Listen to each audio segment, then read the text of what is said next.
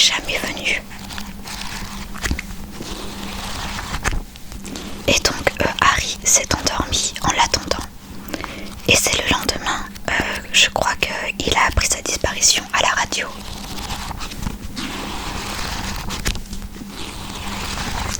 Donc c'est parti pour ce nouveau chapitre.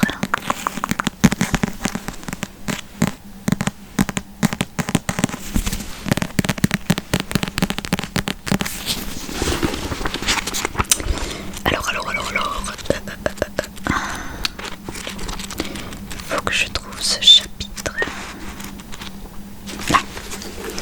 Chapitre 13, chapitre 13, chapitre 13, la tempête. Donc comme d'habitude, je rappelle que c'est le chapitre 19, mais les chapitres sont inversés dans le livre. Donc c'est parti. Le danger des livres, mon cher Marcus, c'est que parfois, vous pouvez en perdre le contrôle. Publier, cela signifie que ce que vous avez écrit si solitairement vous échappe soudain des mains et s'en va disparaître dans l'espace public. C'est un moment de grand danger. Vous devez garder la maîtrise de la situation en tout temps. Perdre le contrôle de son propre livre, c'est une catastrophe. Extrait des grands quotidiens de la côte Est, 10 juillet 2008. Extrait du New York Times. Marcus Goldman s'apprête à lever le voile sur l'affaire Harry Kéber. La rumeur selon laquelle l'écrivain Marcus Goldman préparerait un livre sur Harry Kéber courait depuis quelques jours dans le monde culturel. Elle vient d'être confirmée par la fuite de feuillets de l'ouvrage en question, parvenu hier aux rédactions de nombreux quotidiens nationaux. Ce livre raconte l'enquête minutieuse entreprise par Marcus Goldman pour faire toute la lumière sur les événements de l'été 1975, ayant mené à l'assassinat de Nola Gillargan, disparu le 30 août 1975 et retrouvé enterré dans le jardin de Harry Kéber à Aurora le 12 juin 2008. Les droits ont été acquis pour $1 million par la puissante firme éditoriale new-yorkaise Schmidt & Son. Son PDG, Roy Barnaski, qui ne s'est livré à aucun commentaire, a néanmoins indiqué que la sortie du livre était prévue pour l'automne prochain sous le titre « L'affaire Harry Kéber ». Extrait du Concord Herald. Les révélations de Marcus Goldman. Goldman, très proche de Harry Kéber, dont il a été l'élève à l'université, raconte les récents événements d'Aurora de l'intérieur. Son récit commence par la découverte de la relation entre Kéber et la jeune Nola Gillargan, alors âgée de 15 ans. Au printemps 2008, environ une année après que je fus devenue la nouvelle vedette de la littérature américaine, il se passa un événement que je décidai d'enfouir profondément dans ma mémoire. Je découvris que mon professeur d'université, Harry Kéber, l'un des écrivains les plus respectés du pays, avait entretenu une liaison avec une fille de 15 ans, alors que lui-même en avait 34. Cela s'était passé durant l'été 1975. Extrait du Washington Post. La bombe de Marcus Goldman. À mesure qu'il enquête, Goldman semble aller de découverte en découverte. Il raconte notamment que Nola Gillargan était une fille perdue et battue. Son amitié et sa proximité avec Harry Kéber lui apportaient une stabilité qu'elle n'avait jamais connue jusqu'alors et qui lui permettait de rêver à une vie meilleure. Extrait du Boston Globe. La vie sulfureuse de la jeune Nola Gillargan. Marcus Goldman soulève des éléments qui jusque-là étaient restés inconnus de la presse. Elle était l'objet sexuel de E.S., un puissant homme d'affaires de Concorde, qui envoyait son homme de main la chercher comme de la viande fraîche. Mi-femme, mi-enfant, à la merci des fantasmes des hommes d'Aurora, elle devint également la proie du chef de la police locale, qui l'aurait forcée à des rapports buccaux.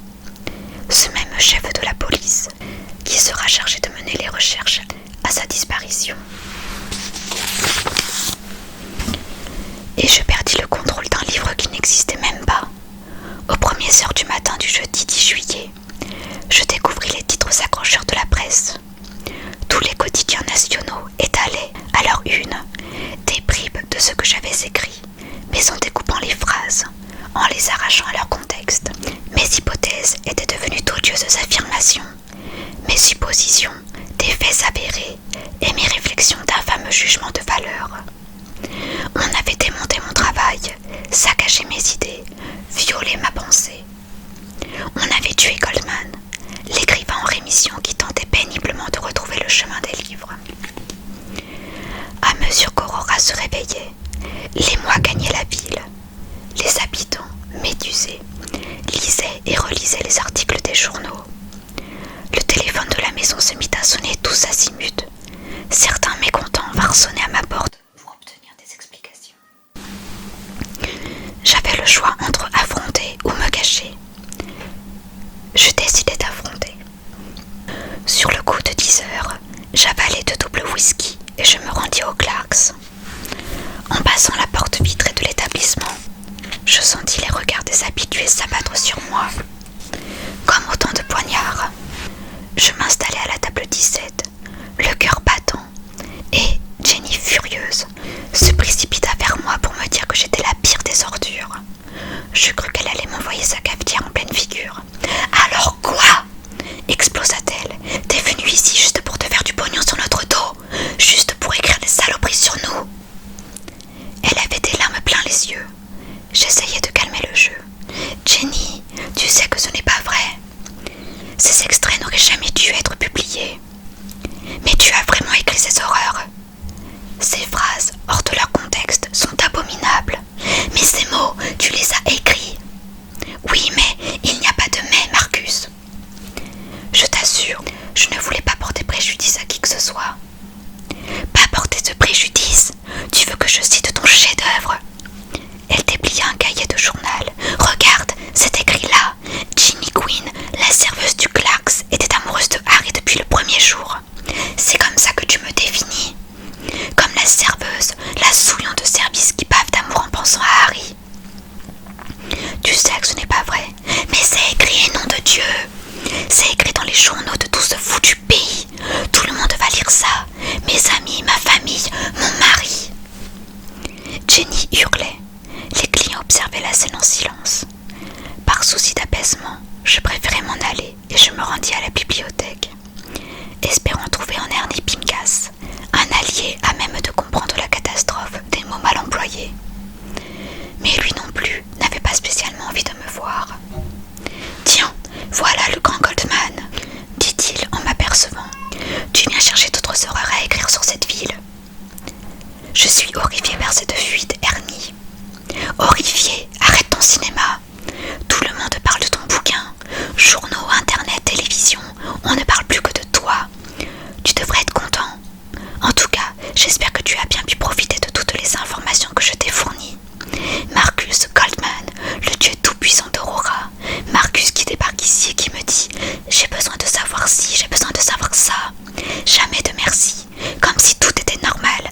Comme si j'étais à la botte du très grand écrivain Marcus Goldman. Tu sais ce que j'ai fait ce week-end? J'ai 75 ans et un dimanche sur 2, je vais arrondir mes fins de mois en travaillant au supermarché de Montbury. Je ramasse les chariots sur le parking et je les rassemble à l'entrée du magasin. Je sais que ce n'est pas la gloire, que je ne suis pas une grande vedette comme toi, mais j'ai droit à un tout petit peu de respect, non? Je suis désolée.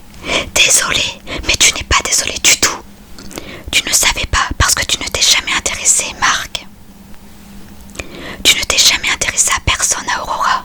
Tout ce qui compte pour toi, c'est la gloire. Mais la gloire a des conséquences. Je suis sincèrement désolée, Ernie. Allons déjeuner ensemble si tu veux. Je ne veux pas déjeuner. Je veux que tu me laisses tranquille. J'ai des livres à ranger.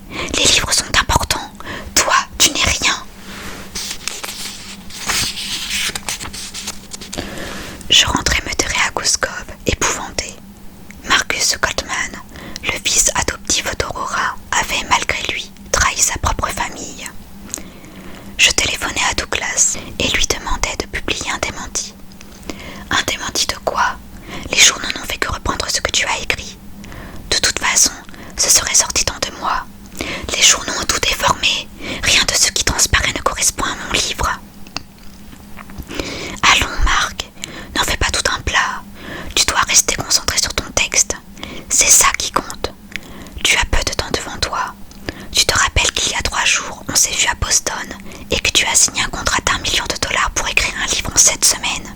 Je sais, mais ça ne veut pas dire que ça doit être un torchon. Un livre écrit en quelques semaines, c'est un livre écrit en quelques semaines. C'est le temps qu'il a fallu à Harry pour écrire Les origines du mal.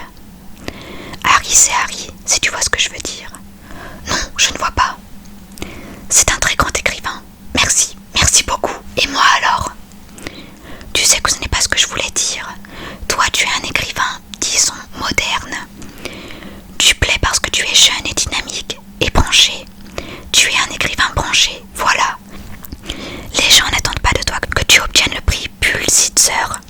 Ils aiment tes livres parce que c'est dans la tendance, parce que ça les divertit, et c'est très bien aussi.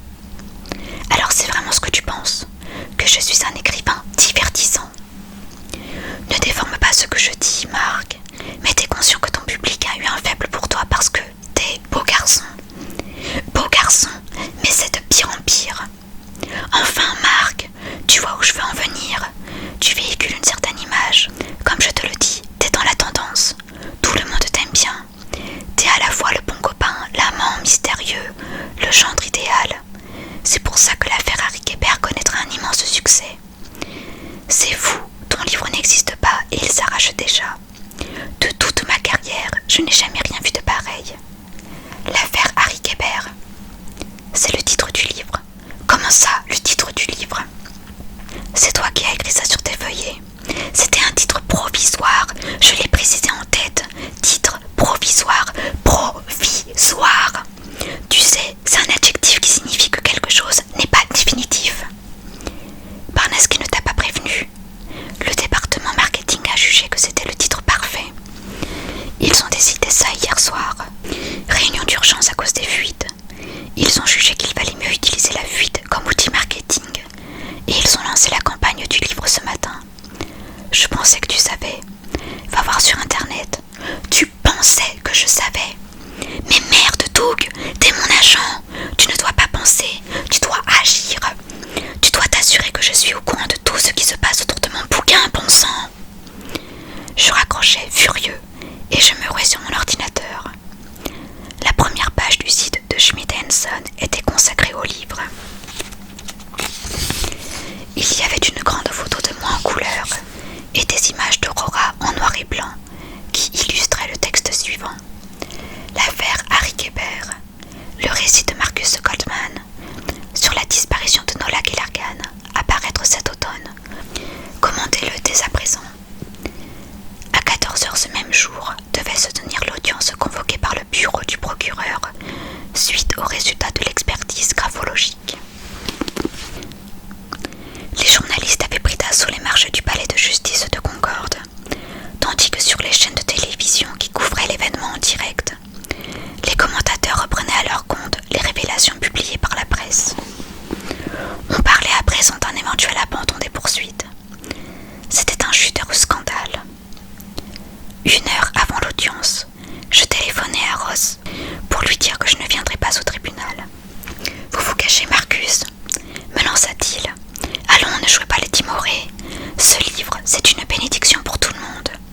Il fera innocenter Harry. Il assoira votre carrière et fera faire un grand bond à la mienne. Je ne serai plus simplement le Ross de Concorde. Je serai le Ross dont on parle dans votre best-seller. Ce livre tombe à point. Surtout pour vous, au fond. Ça fait quoi, 2 ans que vous n'avez plus rien écrit? Fermez-la, Ross. Vous ne savez pas de quoi vous parlez. Et vous, Goldman, arrêtez votre cirque. Votre bouquin va faire un malheur et vous le savez très bien. Vous allez révéler au pays tout entier pourquoi Harry est un pervers. Vous étiez en mal d'inspiration, vous ne saviez pas quoi écrire. Et voilà que vous êtes en train d'écrire un livre succès assuré. Ces pages n'auraient jamais dû parvenir à la presse. Mais ces pages, vous les avez écrites. Ne vous en faites pas, je compte bien sortir Harry de prison aujourd'hui. Grâce à vous sans doute. J'imagine que le juge lit le journal. Je n'aurai donc pas de peine à le convaincre que Nola était une espèce de salope consentante. Je m'écriai. Ne faites pas ça, Ross. Pourquoi pas? Parce que ce n'est pas ce qu'elle était. Et il l'aimait. Mais il avait déjà raccroché. Je le vis peu après sur mon écran de télévision, triomphant, gravissant les marches du palais de justice avec un large sourire. journalistes tendaient les micros, lui demandant si ce qui se disait dans la presse était bien la vérité. Nola Kellergan avait-elle eu des aventures avec tous les hommes de la ville? L'enquête repartait-elle de zéro? Et lui répondait gaiement par l'affirmative à toutes les questions qu'on lui posait. Cette audience fut celle de la libération pour Harry. Elle dura à peine 20 minutes, au cours desquelles, au fil des énumérations du juge, toute l'affaire se dégonfla comme un soufflet. La preuve à charge principale, le manuscrit, perdait toute crédibilité du moment que le message « Adieu Nola chérie » n'avait pas été écrit de la main de Harry. Les autres éléments furent balayés comme des fétus de paille. Les accusations de Tamara Quinn ne pouvaient être étayées par aucune preuve matérielle. La Chevrolet Monte Carlo noire n'avait même pas été considérée comme un élément à charge à l'époque des faits. L'enquête ressemblait à une énorme gabegie, et le juge décida qu'en raison des nouveaux éléments portés à sa connaissance, il autorisait la libération sous caution de Harry Kéber pour une somme d'1 demi-million de dollars. C'était la porte ouverte à l'abandon complet des charges. Ce rebondissement spectaculaire provoqua l'hystérie des journalistes. On se demandait désormais si le procureur n'avait pas voulu se faire un coup de publicité monumental en arrêtant Harry et en le livrant en pâture à l'opinion publique. Devant le palais de justice, on assista ensuite au défilé des parties. Il y eut d'abord Ross, qui jubilait et indiqua que dès le lendemain, le temps de réunir la caution, Harry serait un homme libre. Puis il y eut le procureur qui tenta, sans convaincre, d'expliquer la logique de ses investigations. Lorsque j'en eus assez du grand palais de la justice sur petit écran, je partis courir. J'avais besoin d'aller loin, d'éprouver mon corps. J'avais besoin de me sentir vivant. Je courus jusqu'au petit lac de Montbury, infesté d'enfants et de familles.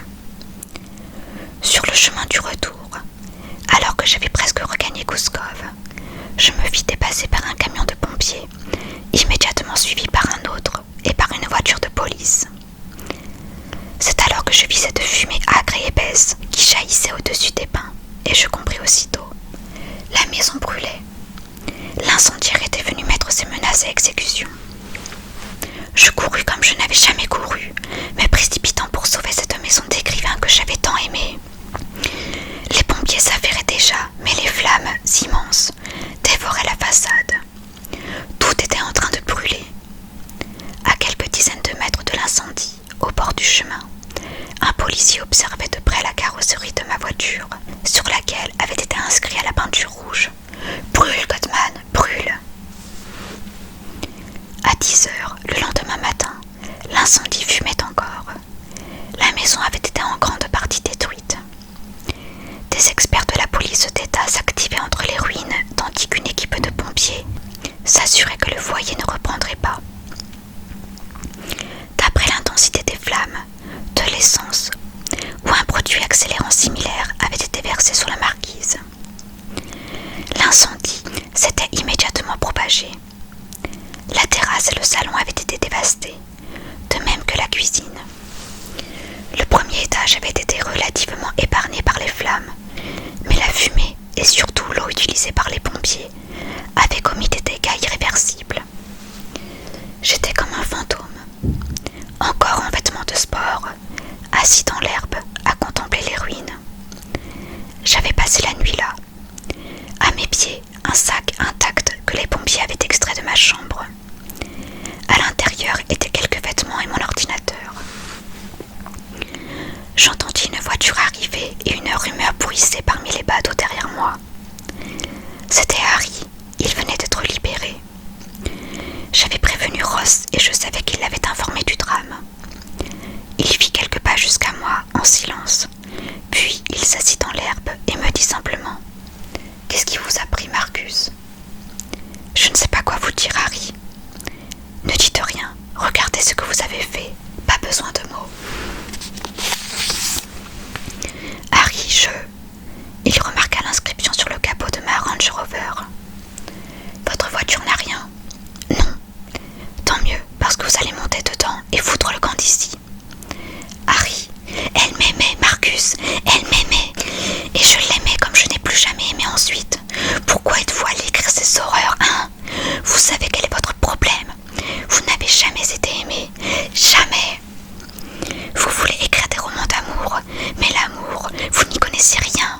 Je veux que vous partiez maintenant. Au revoir.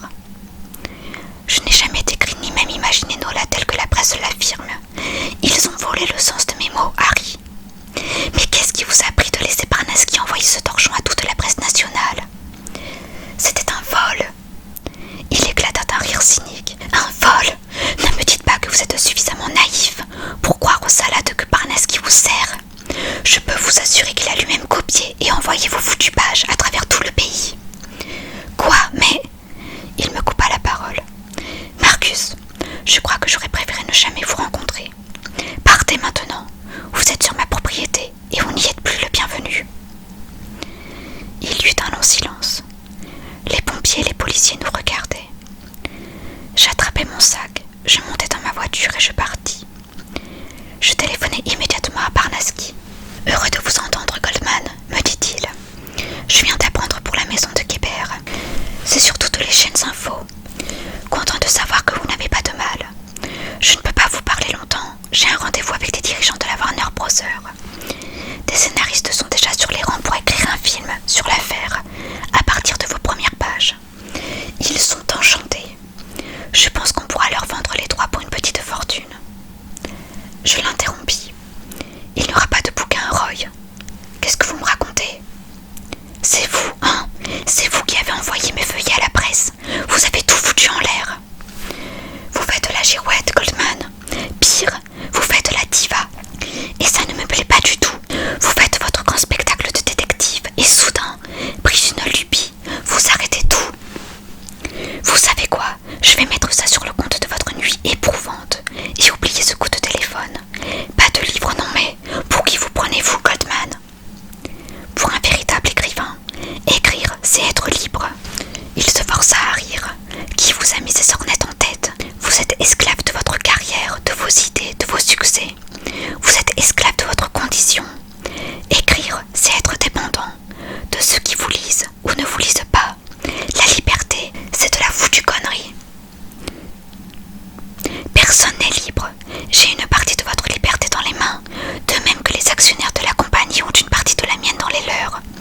Ainsi est faite la vie, Goldman. Personne n'est libre. Si les gens étaient libres, ils seraient heureux. Connaissez-vous beaucoup de gens véritablement heureux? Comme je ne répondis rien, il poursuivit. Vous savez, la liberté est un concept intéressant. J'ai connu un type qui était trader à Wall Street. Le genre de golden boy, plein aux sas et à qui tout sourit. Un jour, il a voulu devenir un homme libre. Il a vu un reportage à la télévision sur l'Alaska et ça lui a fait une espèce de choc. Il a décidé qu'il serait désormais un chasseur, libre et heureux, et qu'il vivrait du bon air. Il a tout plaqué et il est parti dans le sud de l'Alaska, vers le Wrangell. Eh bien, figurez-vous que ce type, qui avait toujours tout réussi dans la vie, a également réussi ce pari-là. C'est devenu véritablement un homme libre. Pas d'attache, pas de famille, pas de maison, juste quelques chiens et une tente. C'était le seul homme vraiment libre que j'ai connu. C'était... Le bougre a été très libre pendant 4 mois, de juin à octobre. Et puis il a fini par mourir de froid l'hiver venu, après avoir bouffé tous ses chiens par désespoir. Personne n'est libre, Goldman, pas même les chasseurs d'Alaska. Nous sommes prisonniers des autres et de nous-mêmes. Tandis que Barnaski parlait, j'entendis soudain une sirène derrière moi. Je venais d'être pris en chasse par un véhicule de police banalisé. Je raccrochai et me garai sur le bas-côté, pensant être arrêté pour utilisation d'un téléphone portable au volant. Mais de la voiture de police sortit le sergent Gaal Wood. Il s'approcha de ma fenêtre et me dit « Ne me dites pas que vous rentrez à New York, l'écrivain. Qu'est-ce qui vous fait croire ça? Disons que vous en prenez la route. » J'ai roulé sans réfléchir. Instinct de survie. Vous ne croyez pas si bien dire. Comment m'avez-vous trouvé? Au cas où vous ne l'auriez pas remarqué, il y a votre nom inscrit en rouge sur le capot de votre voiture. Ce n'est pas le moment de rentrer chez vous, l'écrivain. La maison de Harry a brûlé. Je sais, c'est pour ça que je suis là. Vous ne pouvez pas rentrer à New York. Pourquoi? Parce que vous êtes un type courageux, que, de toute ma carrière, j'ai rarement vu pareille ténacité. Ils ont saccagé mon livre. que vous êtes un type courageux, mais vous ne l'avez pas encore écrit ce bouquin. Votre destin est entre vos mains. Vous pouvez encore tout faire, vous avez le don de créer. Alors mettez-vous au boulot et écrivez un chef-d'œuvre. Vous êtes un battant, l'écrivain. Vous êtes un battant et vous avez un livre à écrire.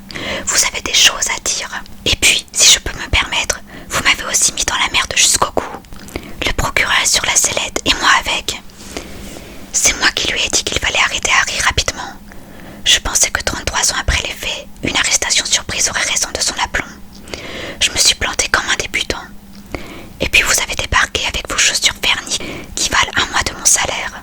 Durant toute la semaine qui suivit, je ne remis plus les pieds à Aurora. Je m'étais installée dans une suite de Regents au centre de Concorde, dans laquelle je passais mes journées à me pencher à la fois sur l'enquête et sur mon livre. Je n'eus de nouvelles de Harry que par l'intermédiaire de Ross, qui m'apprit qu'il s'était installé dans la chambre 8 du Seaside Motel. Ross me dit que Harry ne souhaitait plus me voir parce que j'avais sali le nom de Nola. Puis il ajouta « Au fond, pourquoi êtes-vous allé raconter à toute la presse que Nola était une espèce de petite traînée mal dans sa peau ?» Je tentais de me défendre. Je n'ai rien raconté du tout. J'avais écrit quelques feuillets que j'ai donnés à cette enflure de Roy Parnasky, qui voulait s'assurer que mon travail progressait. Il s'est arrangé pour les diffuser aux journaux en faisant croire à un vol, si vous le dites. Mais nom de Dieu, c'est la vérité. En tout cas, bravo l'artiste. J'aurais pas pu faire mieux. Que voulez-vous dire? Faire de la victime un coupable, il n'y a rien de tel pour démonter une accusation. Harry a été libéré sur la base de l'expertise graphologique. Vous le savez mieux que moi. Bah, comme je vous l'ai dit, Marcus, les juges ne sont que des êtres humains. La première chose qu'ils font le matin en buvant leur café, c'est lire le journal. Ross, qui était un personnage très terre-à-terre, mais pas antipathique, essaya tout de même de me réconforter en m'expliquant que Harry était certainement très bouleversé par la perte de Gouskov, et qu'aussitôt que la police parviendrait à mettre la main sur le coupable, il se sentirait beaucoup mieux. Sur ce point, les enquêteurs disposaient d'une piste sérieuse. Le lendemain de l'incendie, après une fouille minutieuse des alentours de la maison, ils avaient découvert, sur la plage, un bidon d'essence caché dans des fourrés, et sur lequel une empreinte digitale avait pu être relevée. Celle-ci, malheureusement, ne trouvait aucune correspondance dans les fichiers de la police, et Cal Wood considérait que sans davantage d'éléments, il serait difficile de confondre le coupable. Selon lui, il s'agissait probablement d'un citoyen, tout ce qu'il y avait de plus honorable, sans précédent judiciaire, qui ne se ferait plus jamais remarquer. Néanmoins, il estimait qu'on pouvait réduire le cercle des suspects à quelqu'un de la région, quelqu'un d'Aurora qui, ayant commis son forfait en plein jour, s'était empressé de se débarrasser d'une preuve encombrante, de peur d'être reconnu par d'éventuels promeneurs. J'avais 6 semaines pour inverser le cours des événements et faire de mon livre un bon livre. Il était temps de me battre et de faire de moi l'écrivain que je voulais être. Je me consacrais à mon livre le matin, et l'après-midi, je travaillais sur l'affaire avec Cal Wood, qui avait transformé ma suite en annexe de son bureau, utilisant les grooms de l'hôtel pour transpahuter des cartons remplis de témoignages, de rapports, d'extraits de journaux, de photos et d'archives. Nous reprîmes toute l'enquête depuis le début. Nous relûmes les rapports de police. Nous étudiâmes les déclarations de tous les témoins de l'époque. Nous dessinâmes une carte d'Aurora et des environs, et nous calculâmes toutes les distances. De la maison de Killargan à Gouskov, puis de Gouskov à Side Creek Lane.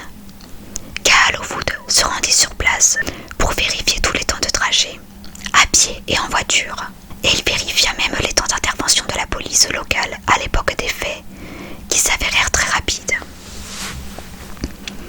On peut difficilement remettre en cause le travail du chef Pratt, me dit-il. Les recherches ont été menées avec un grand professionnalisme. Quant à Harry, on sait que le message sur son manuscrit n'a pas été écrit de sa main, relevai-je. Mais alors pourquoi avoir enterré Nola à Gouskov? Pour être tranquille, sans doute, suggéra Cal Wood. Vous m'avez dit que Harry avait raconté à qui voulait l'entendre qu'il s'absentait d'Aurora pour quelque temps. C'est exact. Selon vous, le meurtrier savait que Harry n'était pas chez lui. Possible, mais reconnaissez qu'il est assez surprenant qu'à son retour, Harry n'ait pas remarqué qu'on avait creusé un trou à proximité de sa maison. Il n'était pas dans son état normal, dis-je. Il était inquiet, dévasté. Il passait son temps à attendre Nola. Largement de quoi ne pas remarquer un peu de terre retournée, surtout à Gouskov. Dès qu'il pleut un peu, le terrain devient complètement boueux. À la limite, je vous l'accorde. Le meurtrier sait donc que personne ne viendra le déranger ici. Et si jamais on retrouve le cadavre, qui sera accusé? Harry. Bingo, l'écrivain. Mais alors pourquoi ce mot? Demandai-je. Pourquoi écrire Adieu Nola chérie? Ça, c'est la question à $1 million, l'écrivain. Enfin, surtout pour vous, si je peux me permettre. Notre principal problème était que nos pistes partaient dans tous les sens.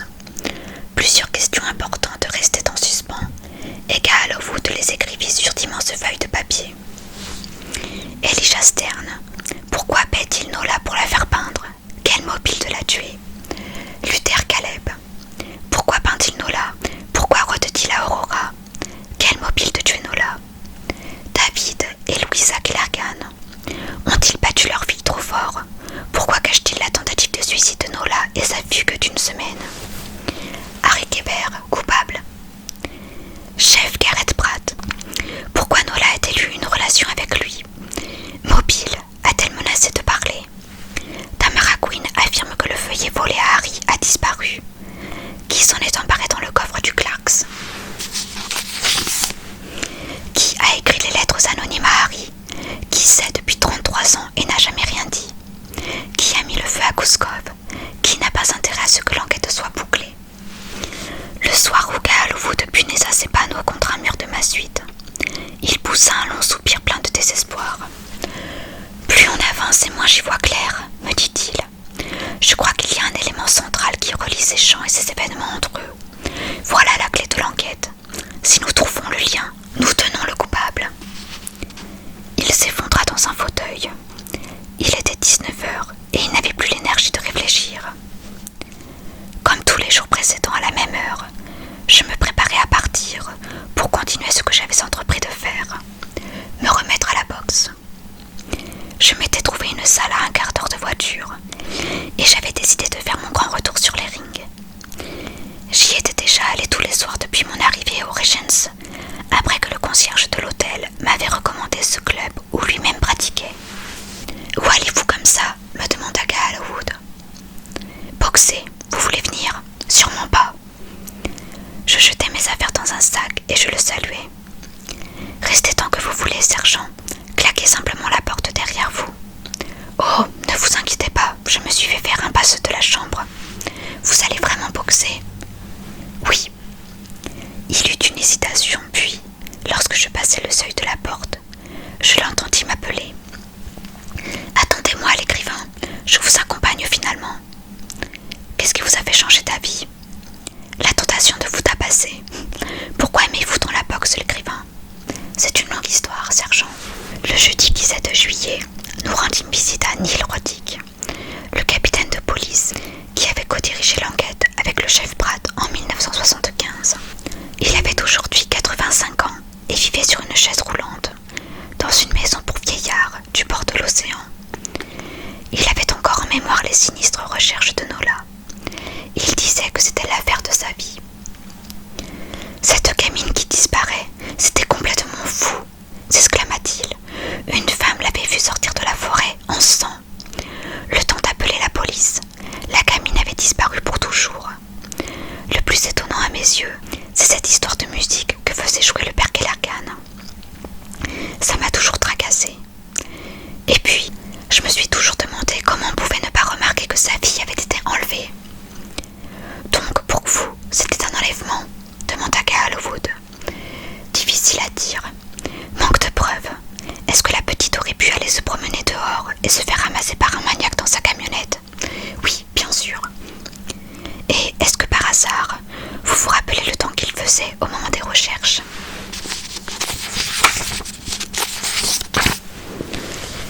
Les conditions météo étaient déplorables. Il y avait de la pluie, beaucoup de brume. Pourquoi me posez-vous cette question ? Pour pour savoir si Harry Kéber aurait pu ne pas remarquer qu'on avait creusé dans son jardin. Ce n'est pas impossible. La propriété est immense. Avez-vous un jardin, sergent? Oui. Quelle taille? Petit. Considérez-vous qu'il serait possible que quelqu'un y creuse un trou de taille modeste en votre absence et que vous ne vous en rendiez pas compte ensuite? C'est possible en effet. Sur la route du retour vers Concorde, Cal Wood me demanda ce que j'en pensais. Pour moi, le manuscrit prouve que Nola n'a pas été enlevé chez elle, dis-je. Elle est partie rejoindre Harry. Ils avaient rendez-vous dans ce motel. Elle s'est enfuie discrètement de chez elle, avec la seule chose qui comptait, le livre de Harry qu'elle avait gardé avec elle. C'est en chemin qu'elle a été enlevée. Cal Wood esquissa un sourire. Je crois que je commence à aimer cette idée, dit-il. Elle s'enfuit de chez elle, ce qui explique que personne n'ait rien entendu. Elle marche sur la route 1 pour aller au Seaside Motel. Et c'est à ce moment-là qu'elle est enlevée, ou ramassée sur le bord de la route par quelqu'un en qui elle avait confiance. Nola Chérie a écrit le meurtrier. Il la connaissait. Il propose de la déposer, et puis il se met à la toucher. Peut-être qu'il se range sur le bas-côté et qu'il glisse sa main dans sa jupe. Elle se débat, il la frappe, il lui dit de se tenir tranquille. Mais il n'a pas verrouillé les portes de la voiture et elle parvient à s'enfuir. Elle veut se cacher dans la forêt, mais qui habite à côté de la route 1 et de la forêt de Side Creek? Deborah Cooper.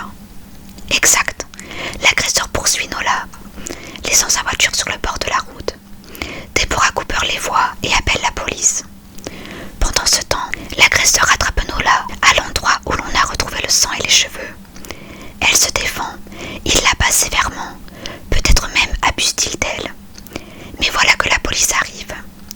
L'officier Domne et le chef Pratt se mettent à fouiller la forêt et se rapprochent peu à peu de lui.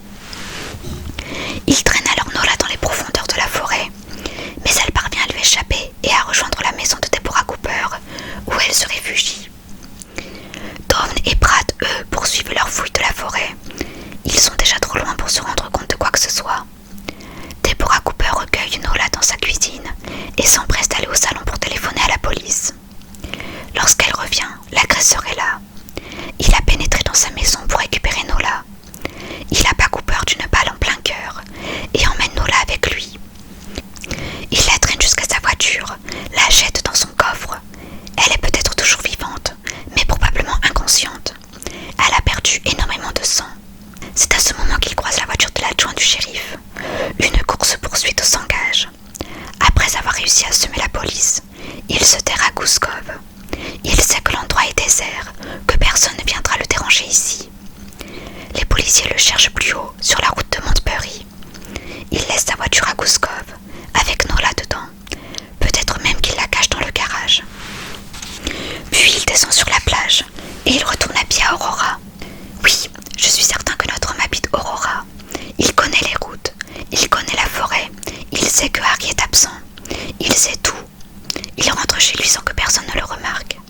Il se douche, se change, puis, lorsque la police arrive au domicile de Clergan, où le père vient d'annoncer la disparition de sa fille, il rejoint la foule des curieux sur Terrace Avenue et s'y mêle. Voilà pourquoi on n'a jamais retrouvé le meurtrier.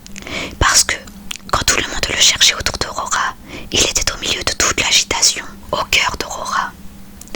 Bon sang, fis-je, alors il était là. Oui, je crois que depuis tout ce temps, il était juste là. Au milieu de la nuit, il lui suffira de retourner à Goose Cove, en passant par la plage. J'imagine qu'à ce stade, Nola est morte. Alors il l'enterre dans la propriété, à la lisière de la forêt, là où personne ne remarquera que la terre a été retournée. Puis il récupère sa voiture et la range bien sagement dans son garage à lui, d'où il ne la sortira plus pendant un bout de temps pour ne pas éveiller les soupçons. Le crime était parfait. Je restais bluffé par cette démonstration. Qu'est-ce que cela implique pour notre suspect? Un homme seul. Quelqu'un qui ait pu agir sans que personne ne pose de questions et ne lui demande pourquoi il ne veut plus sortir sa voiture du garage. Quelqu'un qui possède une Chevrolet Monte Carlo noire.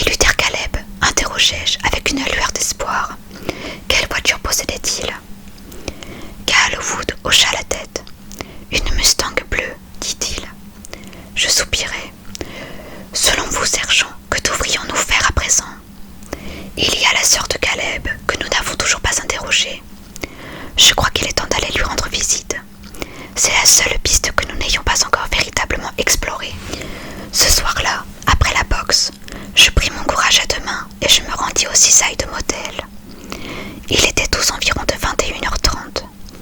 Harry était assis sur une chaise en plastique, devant la chambre 8, à profiter de la douceur de la soirée en buvant une canette de soda. Il ne dit rien en me voyant. Pour la première fois, je me sentais mal à l'aise en sa présence. J'avais besoin de vous voir, Harry, de vous dire combien je suis désolée à propos de toute cette histoire. Il me fit signe de m'asseoir sur la chaise à côté de la sienne. Soda, me proposa-t-il. Volontiers. La machine est au bout du couloir. Je souris, j'allais me chercher un Coca Light. En revenant, je lui dis « C'est ce que vous m'avez dit la première fois que je suis venue à Gouskov. J'étais en 2e année d'université. Vous aviez fait de la limonade. Vous m'avez demandé si j'en voulais. J'ai répondu oui, et vous m'avez dit d'aller me servir dans le frigo. C'était une belle époque. Oui, qu'est-ce qui a changé, Marcus? Rien. Tout, mais rien. Nous avons tous changé. Le monde a changé. Le World Trade Center s'est effondré. L'Amérique est partie en guerre. Mais vous, à mes yeux, vous n'avez pas changé. Vous restez mon maître. Vous restez Harry. Ce qui a changé, Marcus, c'est ce combat entre le maître et l'élève. Nous ne combattons pas, et pourtant si. Je vous ai appris à écrire des livres, et regardez ce que me font vos livres, ils me nuisent. Je n'ai jamais voulu vous nuire, Harry. Nous retrouverons celui qui a brûlé Gouskov, je vous le promets. Mais est-ce que cela me rendra les 30 ans de souvenirs que je viens de perdre? Toute ma vie partie en fumée. Pourquoi avez-vous raconté ces horreurs sur Nola? Je ne répondis pas. Nous restâmes silencieux un moment. Malgré la faible lumière des appliques, il remarqua les plaies sur mes poings formées par la répétition des frappes sur les sacs de boxe. « Vos mains, dit-il, vous avez repris la boxe. Oui, vous placez mal vos frappes, ça a toujours été votre défaut. Vous tapez bien, mais vous avez toujours la première phalange du majeur qui dépasse trop et qui frotte au moment de l'impact. Allons boxer, proposai-je. Si vous voulez. » Nous sommes allés sur le parking. Il n'y avait personne. Nous nous sommes mis torse nu. Il était très amaigri. Il m'a contemplé. « Vous êtes très beau, Marcus. Allez vous marier, bon sang, allez vivre. J'ai une enquête à terminer. Au diable, votre enquête. » Nous nous sommes placés face à face et nous avons échangé des coups retenus. L'un frappait et l'autre devait maintenir sa garde serrée et se protéger. Harry cognait sec. « Vous ne voulez pas savoir qui a tué Nola ?» demandai-je. Il s'arrêta net. « Vous le savez ?»« Non, mais les pistes s'affinent. Le sergent Gallowwood et moi allons voir la sœur de Luther Caleb demain, à Portland. Et nous avons encore des gens à interroger à Aurora. » Il soupira. « Aurora, depuis ma sortie de prison, je n'ai revu personne. L'autre jour, je suis restée un moment devant la maison détruite. Un pompier m'a dit que je pouvais aller à l'intérieur. J'ai récupéré quelques affaires et je suis venue à pied ici. Je n'en ai plus bougé. Ross s'occupe des assurances et de tout ce qu'il faut. Je ne peux plus aller à Aurora. Je ne peux plus regarder ces gens en face et leur dire que j'aimais Nola et que je lui ai écrit un livre. Je ne peux même plus me regarder en face. Ross dit que votre bouquin va s'appeler l'affaire Harry Kéber. C'est vrai, c'est un livre qui raconte que votre livre est un beau livre. J'aime les origines du mal. C'est ce livre qui m'a poussé à devenir écrivain. Ne dites pas ça, Marcus. C'est la vérité. C'est probablement le plus beau livre qu'il m'ait été donné de lire. Vous êtes mon écrivain préféré.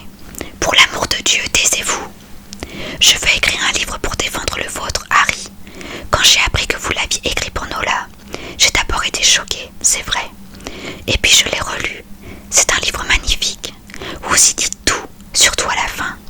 Vous racontez le chagrin qui vous accablera toujours.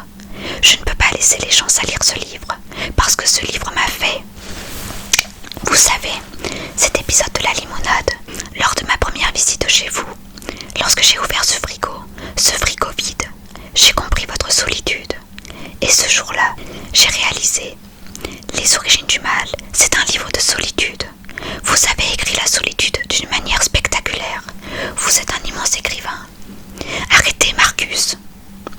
La fin de votre livre est tellement belle. Vous renoncez à Nola.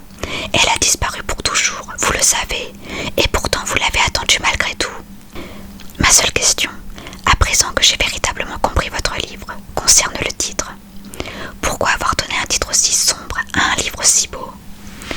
si compliqué, Marcus.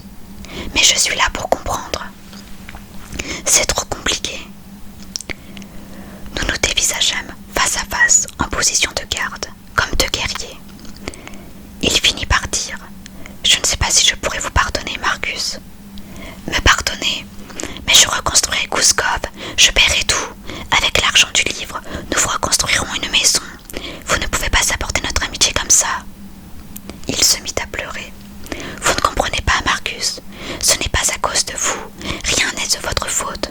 Et pourtant, je ne peux pas vous pardonner. » « Mais me pardonner quoi?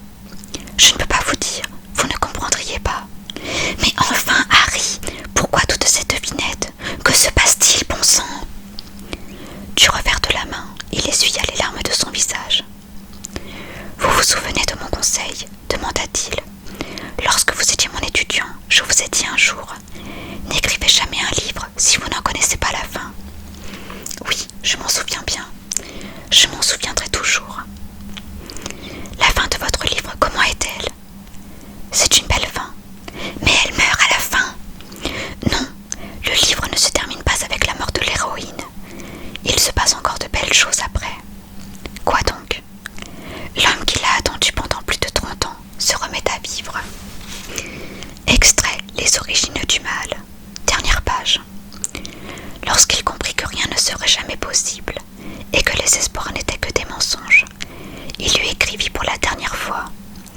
Après les lettres d'amour était venu le temps d'une lettre de tristesse. Il fallait accepter. Désormais, il ne ferait plus que l'attendre. Toute sa vie, il l'attendrait. Mais il savait bien qu'elle ne reviendrait plus. Il savait qu'il ne la verrait plus, qu'il ne la retrouverait plus, qu'il ne l'entendrait plus. Lorsqu'il comprit que rien ne serait plus jamais possible, il lui écrivit pour la dernière fois. « Ma chérie, ceci est ma dernière lettre, ce sont mes derniers mots. Je vous écris pour vous dire adieu. Dès aujourd'hui, il n'y aura plus de nous. Les amoureux se séparent et ne se retrouvent plus, et ainsi se terminent les histoires d'amour. Ma chérie, vous me manquerez tant. Mes yeux pleurent, tout brûle en moi. Nous ne nous reverrons plus jamais, vous me manquerez tant. J'espère que vous serez heureuse. Je me dis que vous et moi, c'était un rêve et qu'il faut se réveiller à présent. Vous me manquerez toute la vie. Adieu. Je vous aime comme je n'aimerai jamais plus. » Et c'est la fin de ce chapitre. J'avoue que la fin m'a un peu